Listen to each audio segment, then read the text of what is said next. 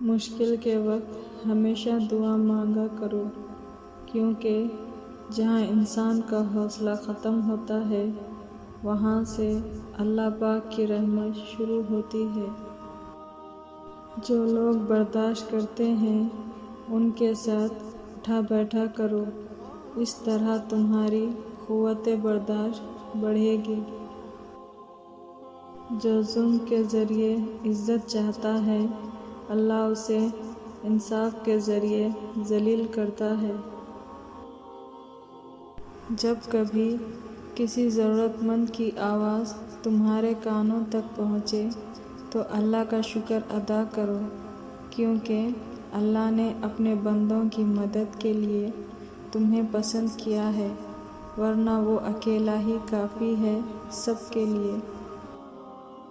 اگر عورت مرد کو اپنی آنکھوں سے محنت مزدوری کرتا دیکھ لے تو میرا یقین ہے کہ عورت کے مرد ذات سے سارے گلے شکوے دور ہو جاتے ہیں۔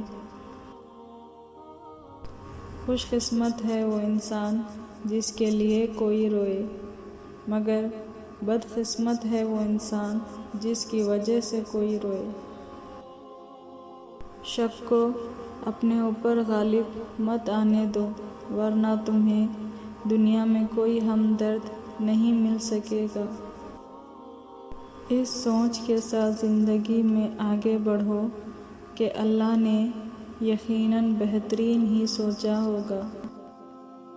تجربہ انسان کو غلط فیصلوں سے بچاتا ہے، مگر تجربہ غلط فیصلوں سے ہی حاصل ہوتا ہے۔ رشتوں کو جوڑے رکھنے کے لیے کبھی اندھا، کبھی بہرا تو کبھی گونگا ہونا پڑتا ہے۔ جب لوگ غصے میں ہوں تو ان کی بات غور سے سنا کرو، کیونکہ اصل حقیقت تب سامنے آتی ہے۔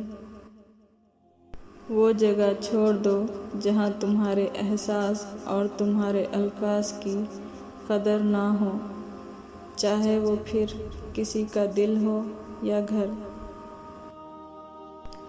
لا حاصل کو اگر پانا چاہتے ہو تو تہجد پڑھا کرو، کیونکہ جو نصیب میں نہ ہو اسے تہجد کی دعائیں مقدر میں لے آتی ہے۔ اللہ تعالیٰ تمہارے لیے 3 باتیں پسند نہیں کرتا: بلا وجہ کی گپ شپ، فضول خرچی اور لوگوں سے مانگنا۔ جب بھی فارغ وقت ملے اپنی ماں کے پاس جا کر بیٹھا کرو، کیونکہ ماں کے ساتھ گزارا ہوا وقت قیامت کے دن نجات کا باعث بنے گا۔ جسمانی رشتے مختصر زندگی تک محدود ہوتے ہیں، آخرت میں ہم ان کے ساتھ ہوں گے جن سے روحانی محبت ہوگی۔ سب راستے بند ہو سکتے ہیں مگر رب کی رحمت کا راستہ کبھی بند نہیں ہو سکتا۔ پیارے دوستوں، پلیز میرے چینل کو سبسکرائب کریے، لائک کریے، کمنٹ کریے۔ Thank you so much.